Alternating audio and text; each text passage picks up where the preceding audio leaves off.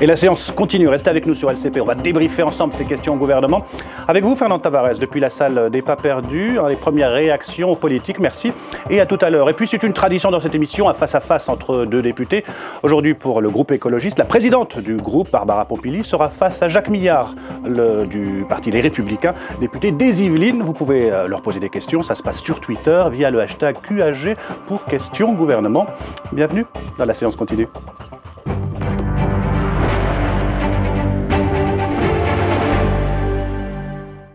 Bonjour, merci d'avoir accepté notre invitation. On commence avec l'image du jour, l'image de ces questions d'actualité, une minute de silence. Après ce vendredi sanglant, la représentation nationale rendait hommage tout à l'heure aux victimes du terrorisme islamiste après les attentats de ce vendredi au Koweït, à Sousse en Tunisie et bien sûr à Saint-Quentin-Fallavier, hommage à Hervé Cornara, lâchement assassiné et décapité. François Hollande, lui, accélère le tempo dans la lutte contre le terrorisme. 4 jours après la décapitation en Isère, le chef de l'État a reçu les présidents des 2 chambres et des groupes parlementaires à l'Élysée, ainsi que les ministres concernés. À la sortie, Bernard Cazeneuve a annoncé l'activation d'un QG antiterroriste pour améliorer la collaboration entre les services. Devant la représentation nationale, le Premier ministre, lui, en personne, a rappelé les sanctions prévues pour tous ceux qui seraient tentés par le discours de haine de l'islam radical. On l'écoute et on réagit juste après. L'expulsion du territoire des étrangers qui prêchent la haine et la violence. Ils sont 40 à l'avoir été depuis 2012, dont une quinzaine d'imams. Des procédures de déchéance de la nationalité française sont initiées dès lors que les conditions de droit sont réunies. Plusieurs dossiers, le ministre de l'Intérieur le rappelait ce matin, sont déjà engagés. Nous sommes évidemment sur l'interdiction d'entrée ou de sortie du territoire, gel des avoirs financiers, blocage des sites internet faisant l'apologie du terrorisme, suppression des prestations sociales aux djihadistes ayant quitté la France. Toutes les solutions sont explorées, mises en œuvre pour entraver l'action des terroristes. Et il faut empêcher d'agir les associations qui encouragent ou diffusent des appels à la violence. S'il faut les dissoudre, nous le ferons. Voilà pour les sanctions prévues par Manuel Valls. Jacques Millard, sanctions efficaces pour lutter contre Je veux dire une chose, on est dans le temps long, oui. Le gouvernement monte en puissance, j'en prends acte, mais je crois qu'il faut aller beaucoup plus loin et il y a des thèmes qui n'ont pas été abordés, notamment par le Premier ministre. Moi, je vais vous dire une chose, il est en train de se développer dans ce pays un certain nombre d'écoles qui sont en train d'enseigner des choses qui sont contraires aux principes de la République.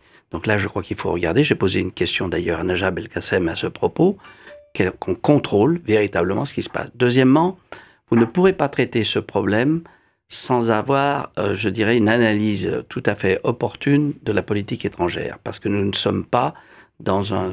Ces écoles dont vous parliez, c'est quoi? Ce sont des écoles qui enseignent un certain nombre de principes qui sont franchement contraires aux principes de la République. Des écoles privées, vous voulez dire, pas en contrat avec l'État, hein? Pas encore. Quoi, des associations?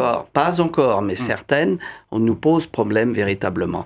J'ajoute bien évidemment ensuite, quand on parle de déchéance de nationalité, le Premier ministre fait allusion à ce qui est la loi actuelle, c'est-à-dire c'est dans le cas de la naturalisation.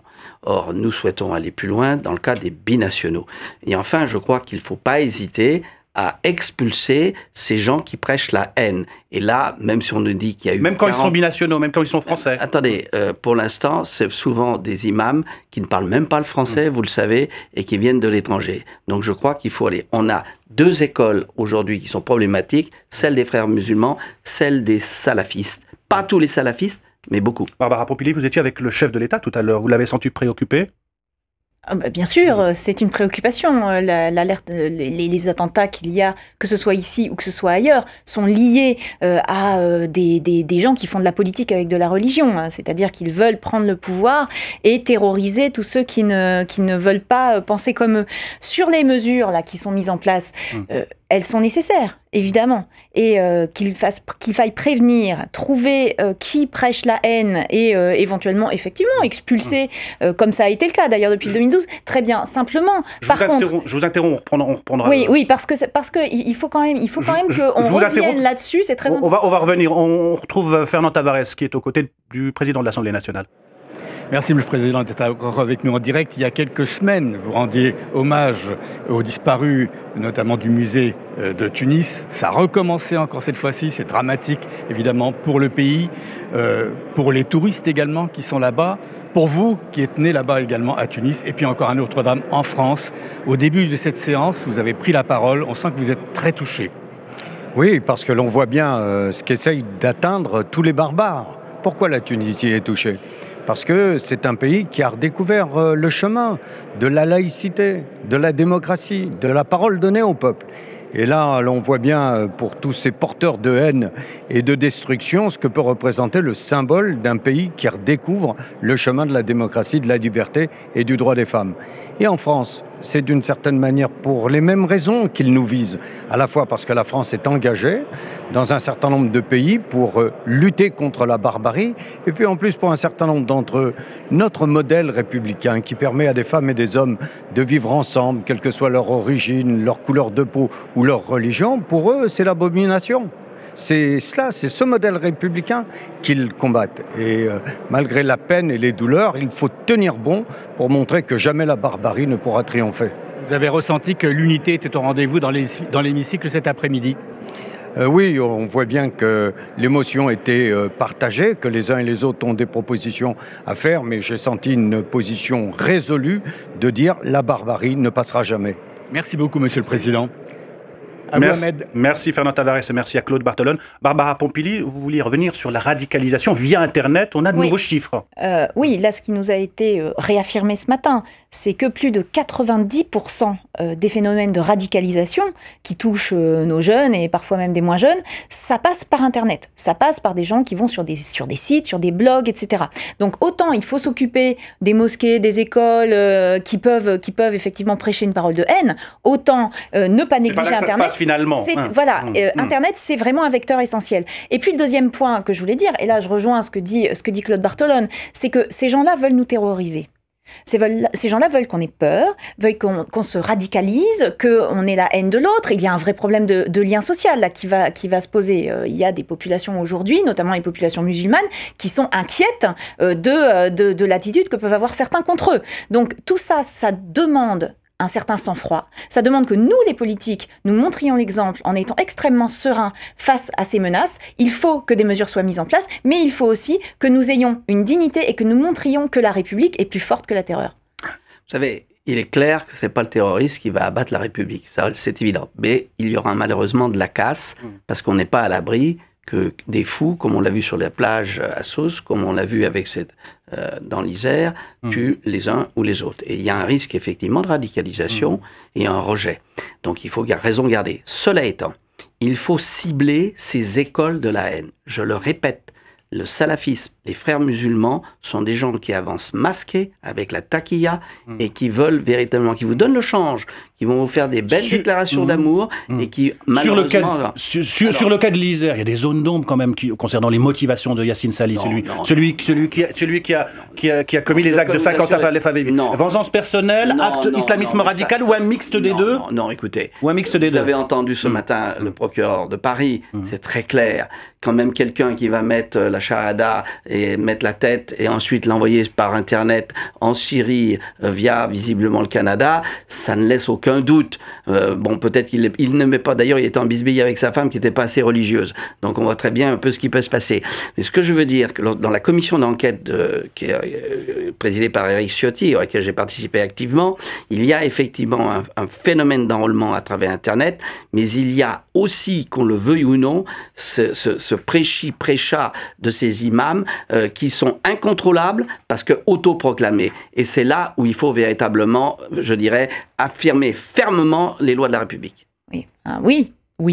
Mais encore une fois, attention, 90% passent par Internet. Mais on va pas se poser des problèmes là-dessus. Ils sont chez nous. Et Internet, qui sont aussi des gens qui sont hors de France. Et c'est ça toute la question. Cela, ils ne viendront pas vous tuer ici. D'ailleurs, qui a été soulevé pendant la loi sur le renseignement. Après, il y a un autre aspect dans ce qui se passe aujourd'hui. La question des médias et de la question dont il y a un besoin chez ces forcenés de médiatisation. Ah bah ça, ils gagnent la bataille de la médiatisation. Ça, c'est clair. Tous ces gens-là se mettent en scène.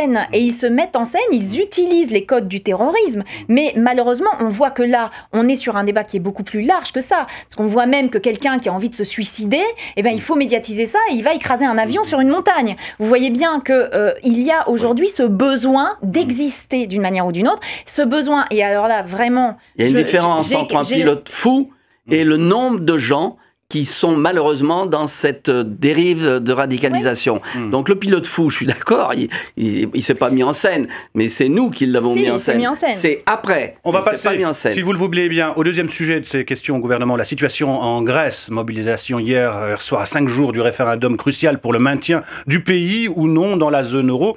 Et puis cet ultimatum, minuit ce soir, la Grèce devrait avoir théoriquement remboursé au FMI une partie de sa dette. Je dis bien théoriquement, car plus personne ne s'attend à un coup de théâtre. La Grèce sera à défaut de paiement. Le ministre des Finances grec l'a confirmé ce matin. Mais attention, tout n'est pas terminé, a dit Michel Sapin. Il reste encore un peu de temps pour trouver une solution. On l'écoute et on réagit juste après. Nous sommes aujourd'hui mardi. Il y a encore devant nous quelques heures pendant lesquelles, à l'initiative de la France, à l'initiative de la Commission et en particulier de M. Juncker, des propositions peuvent être faites. Il y a encore quelques heures pendant lesquelles, en dialogue avec le gouvernement grec, nous pouvons essayer de trouver une solution qui soit une solution bonne pour la Grèce et bonne pour l'Europe. Barbara Pompili, vous y croyez à cette solution de dernière minute? Un coup de théâtre ce soir? Il ne faut jamais arrêter d'essayer, de toute façon. Maintenant, on voit bien qu'au-delà de ce qui se passe là, sur les questions de paiement, sur les questions de plan de financement, c'est une bonne partie de l'avenir de l'Europe et de la construction européenne qui est en train de se jouer. L'Europe, elle s'est construite sur un idéal. Aujourd'hui, on voit bien que ça ne marche pas. Que ce soit l'exemple de la Grèce, mais que ce soit aussi l'exemple de ce qui se passe autour des migrants, par exemple. On n'arrive pas à avoir des politiques européennes coordonnées dignes de ce nom.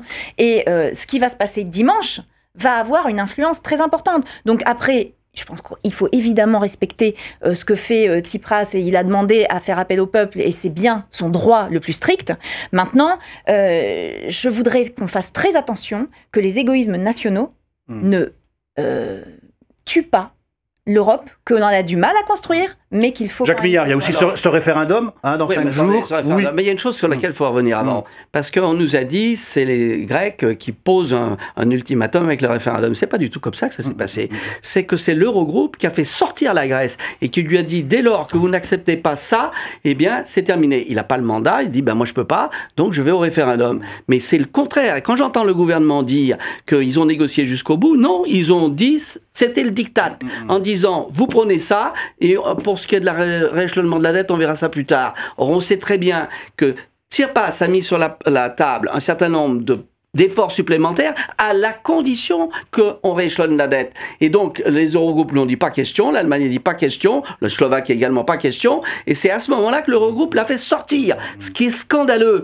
Donc, on a l'impression que pour certains dirigeants européens, ce serait un soulagement que le grec dise non et qu'il sorte de la zone euro. Ou non, moi je veux bien qu'on défende l'euro, mais ça ne marche pas. C'est une monnaie inapte à des économies divergentes. Donc si on ne comprend pas ça, et si on ne paye pas, de la zone euro, c'est tout le système qu'il faut revoir. Soit vous payez pour la Grèce, c'est-à-dire ça s'appelle l'union de transfert et l'Allemagne ne le veut pas, soit véritablement ça va exploser. Et ça risque d'exploser dans les pires conditions. C'est une situation inédite. Mais oui, vous ne croyez pas, vous verrez. Je crains l'avenir, je crains l'avenir. J'attends de voir, parce qu'on ne sait pas ce qui va se passer. Ce sera inédit et franchement bien malin celui qui peut dire ce qui va se passer.